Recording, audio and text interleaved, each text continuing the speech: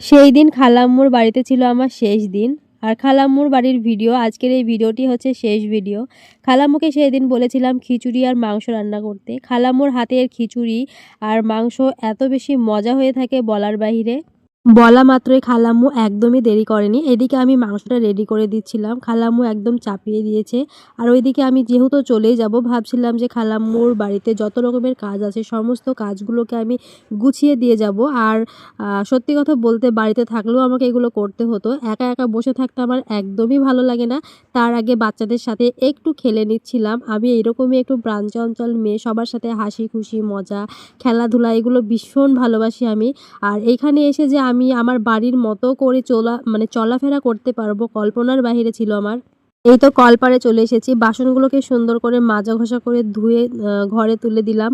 তারপরে রোদ্রে ছিল কাপড়-চোপড় যেগুলো সেগুলোকে সুন্দরভাবে গুছিয়ে তুলে ভাঁজ-টাজ করে তারপরে উঠোনটাকে একটু সুন্দর করে ঝাড়ু দিয়ে নিচ্ছিলাম।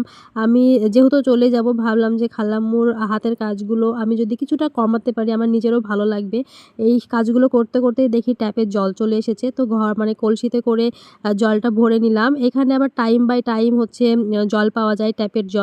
কলের জলে প্রচুর পরিমাণে আয়রন। আমি এইদিকে ঘরের কাজগুলো করছিলাম আর খালাম্মু এদিকে, খালাম্মুর একটা বড় হচ্ছে গরু রয়েছে। তো সেই গরুর কাজগুলোই খালাম্মু করছিল। ওই কাজগুলো আমি একদমই করতে পারবো না। কারণ আপনারা জানেন যে আমি এইসব কাজগুলো একদম করতে পারি না। তবে ঝাড়ু দেয়া, ঘর মোছা, বাসন মাজা এগুলো আমি খুব ভালোই করতে পারি।